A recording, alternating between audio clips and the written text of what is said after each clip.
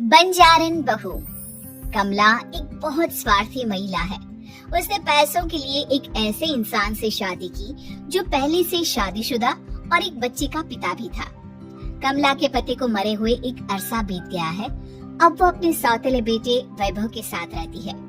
वैभव के दिल में अपनी माँ को लेकर इतना डर है कि वो अपनी माँ के सामने एक शब्द नहीं बोल पाता। उसकी माँ जो कहती है उसको सर झुकाकर वही मानना पड़ता है। वैभव, तुमने अभी तक घर का काम क्यों नहीं किया? तुमसे कितनी बार कहा है कि सूरज निकलने से पहले तुम घर की साफ सफाई पूरी कर दिया करो। वैभव कुछ नहीं बोलता, चुपचाप सर झुकाए अपनी माँ की बात सुनता रहता है। तभी पास में खड़ा नौकर सुखराम कहता है, मालकिन, वैभव बाबा को रात से तेज बुखार है, इसलिए वो सुबह जल्दी उठ नहीं पाए। उनके बदले मैं घर की साफ सफाई कर देता हूँ। ऐसे कोई बुखार नहीं है, मैं इसे अच्छी तरह से जानती हूँ। ये सब काम न करने के बहाने हैं। सुखराम काका, बोल दो इसे, सारे घर का काम यही करेगा, और इससे समय पर अपना काम पूरा नहीं किया तो इससे आज का खाना भी नहीं मिलेगा। मगर मालकिन, वैभव बाबा की सच में ही तबीयत खराब है, आप एक बार देख तो लीजिए। कमला बिना कुछ बोले वहाँ से चली गई और बेचारा वैभव तेज बुखार में भी काम करता रहा। कमला वैभव की शादी एक ऐसी लड़की से कराना चाहती थी जो अनपढ़ हो और कमला से इसी तरह डरे जिस तरह वैभव डरता है, ताकि वैभव की सारी जायदाद और धन दौलत उसकी मुट्ठी में रहे। लेकिन आज के जमाने में ऐसी लड़की मिलना मुश्किल है। कमला कार में यही सब कुछ सोचती जा रही थी कि तभी रास्ते में, अरे ड्राइवर, तुमने कार क्यों रोक दी? और ये इतना शोर कैसा? मैडम, आगे कुछ बंजारों का खेल चल रहा है, इसलिए भीड़ लगी है। मैं अभी भीड़ को साइड में करवाकर कार निकालता हूँ। ड्राइवर भीड़ को साइड करके कार निकालने की कोशिश करने लगा कि तभी कमला की नजर रस्सी पर चल रही एक फुलवा नाम की बंजारन पर पड़ी। क्यों ना मैं इस बंजारन की शादी वैभव से करा दूं? ये तो अनपढ़ लग रही है, मेरे पैरों तले दबकर भी रहेगी। मुझे अभी इसके माँ बाप से बात करनी होगी। ये सोचकर कमला ने उन बंजारों से बात की और उन्हें शाम को अपने घर बुलाया। फुलवा के माता पिता वहाँ उसे लेकर आ गए। उन्होंने इतना आलीशान घर पहले कभी नहीं देखा था। अच्छा हुआ आप लोग आ गए। देखिए, मुझे घुमा फिरा कर बात करने की आदत नहीं है, इसलिए सीधे सीधे मुद्दे पर आती हूँ। मुझे आपकी बेटी बहुत पसंद है। मैं अपने इकलौते बेटे की शादी आपकी बेटी फुलवा से कराना चाहती हूँ। इसके बदले में आप जो चाहो वो ले सकती हैं। तभी फुलवा की माँ कहती है, ये क्या कह रही है मैम साहब? कहीं आप हमारी गरीबी का मजाक तो नहीं उड़ा रही ना? आप मेरे बेटे से मिल लो। अगर आपको मेरा बेटा पसंद आता है तो मैं कल से ही शादी की तैयारी शुरू कर दूंगी। सुखराम, सुखराम, वैभव को लेकर आओ। फुलवा अपनी माँ के कान में फुसफुसाती है, माँ, कहीं इस मेम साहब का छोरा पागल तो ना है? फुलवा अपनी माँ से बात कर रही होती है कि वैभव वहाँ आता है। फुलवा उसे देखती ही रह जाती है और उसके माता पिता उसकी शादी तय कर देते हैं। शादी वाले दिन किसी को फुलवा और वैभव की बेमेल विवाह की बात समझ में नहीं आती। फिर भी एक औरत कमला से पूछ ही लेती है, कमला जी, आपने अपने इकलौते बेटे की शादी देहाती गवार से क्यों करा दी? ये बंजारन आपके घर की बहू बनने लायक तो नहीं है। कम से कम अपने स्टेटस का ही ख्याल कर लिया होता। बहू तो अपने टक्कर की लाती, आपने तो बंजारन को ही बहू बना लिया। अब कमला को समझ में नहीं आ रहा था कि इस बात का क्या जवाब दे। वो कुछ देर चुप रही और सोच समझ कर कहती है, बहन जी, आपको तो पता है आजकल के बच्चे किसी की बात कहाँ सुनते हैं। मैं तो अपनी बहू एक पढ़ी लिखी और अपनी सोसाइटी की ही ढूंढ रही थी। लेकिन मेरे बेटे ने मेरे सामने इस बंजारन को लाकर खड़ा कर दिया। बोला कि मैं शादी करूंगा तो इसी से। अब भला मैं क्या करती, मुझे अपने बेटे के सामने झुकना ही पड़ा।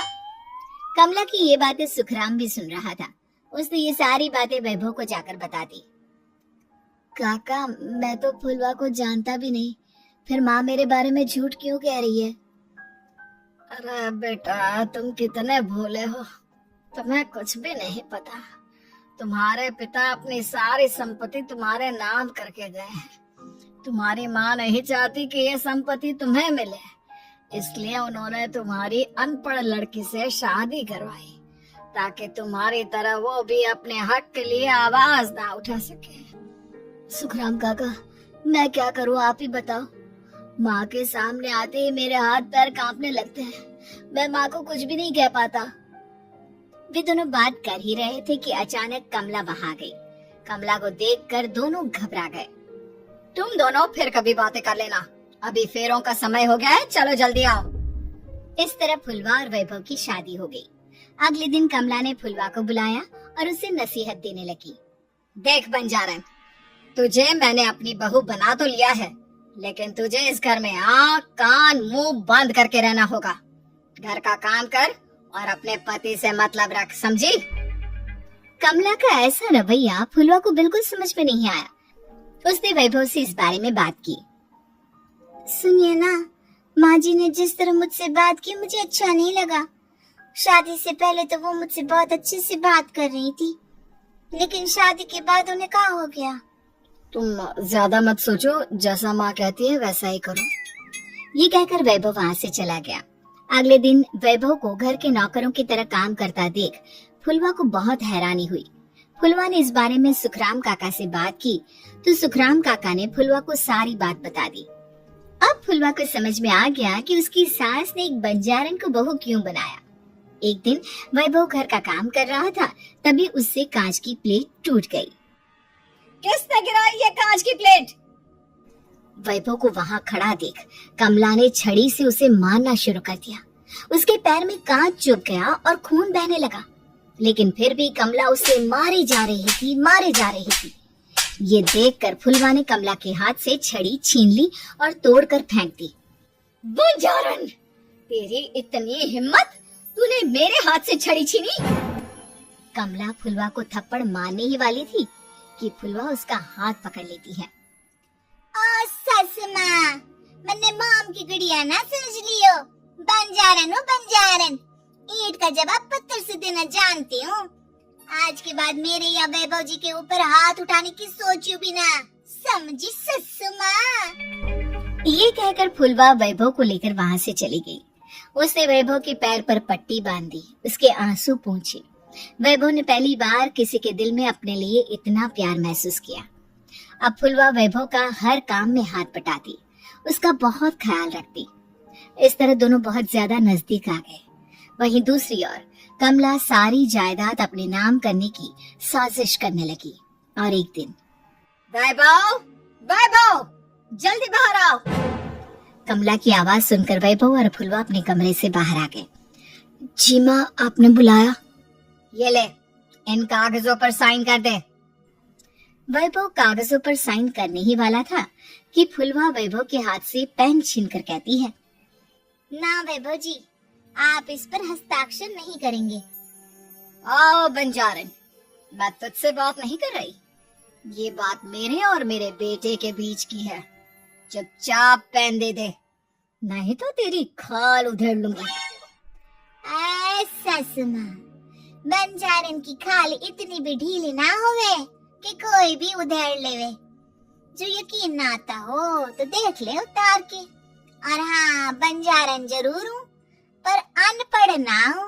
मन्ने भी पता है कि किसी भी कागज पर साइन करने से पहले उसे अच्छी तरह पढ़ लेवे।